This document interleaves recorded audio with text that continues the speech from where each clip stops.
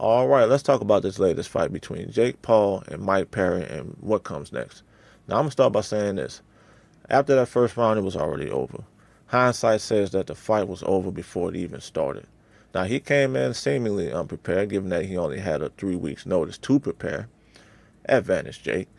Already technically undersized, and your number one strategy consisted of only walking forward, showing no defense, stare at Jake's gloves, and take as many punches as you possibly can. Now, after I say the second round, it was already a one-sided fight. Taking the beating of his life. Who keeps ringing that bell? I can't concentrate. It's over. Now, Perry had a decent chin, though. I mean, the problem was that he had no balance because he kept falling to the canvas punch after punch.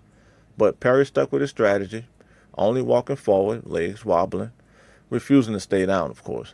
But after that third knockdown, he got up, likely didn't know where he was, and the referee did the right thing by stopping that fight. TKO.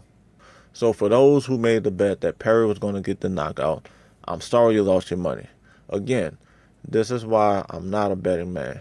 The reason why I never made a prediction on the fight, number one, I barely knew much about Perry. I just knew he fought bare knuckle. So I tried watching some highlights from his previous fights, but it doesn't translate to boxing. So I went to a page and looked up all of his listed fights. He's only had one other boxing match back in 2015 and lost. KO. Bottom line, he's just another non-boxer. And congratulations to Jake on the win, but when are you going to fight other real contenders who only box? At this point, he's 11 fights in now. Still only fought 3 guys out of that 11 who were primarily boxers. I still have his true record at 2-1. And I'm not including those other 8 fights, including the one he just had. And I watched it live. This is my legit concern. After Mike Tyson, that is if he's fit to fight in November, win or lose, he'll be on his 13th fight with no consistency when it comes to fighting other boxers not only closer to his age, but boxing full-time and aspiring to become a world champion. None of those fighters he fought so far from what I see was looking for that. Not even Mike Tyson is trying to become a world champion again. And what current world champion would take Jake Paul serious enough to even give him such an opportunity?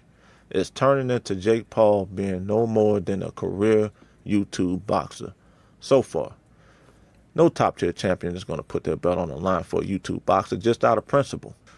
You just don't earn a title fight winning all your matches against 9 boxers. If you're a world champion right now, you won't look good losing your belt to someone many still consider as just a YouTuber. The one thing we should all know in boxing is that there's always a puncher's chance. And in any given fight, you can get the knockout or get knocked out.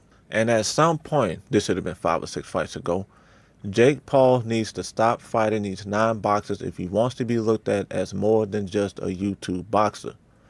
But hey, if you made it this far in the video, do this channel a favor and hit that subscribe button and like this video. Goes a long way. Now, I got nothing against Jake. And yes, he still wants this fight against Mike Tyson. Now, he was promoting it minutes after beating Perry. Now, keep in mind, this Jake Paul-Mike Tyson fight is a cash-out bout. This is not about legacy for either fighter. Well, at least one of them. Both Jake and Mike Tyson are already making money outside the ring. Already millionaires without boxing.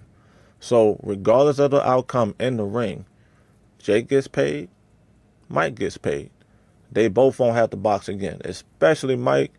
They both can decide to put the gloves away for good if this fight happens. Now, I say make your money. But as boxing fans, are you okay with this? Leave your thoughts in the comments.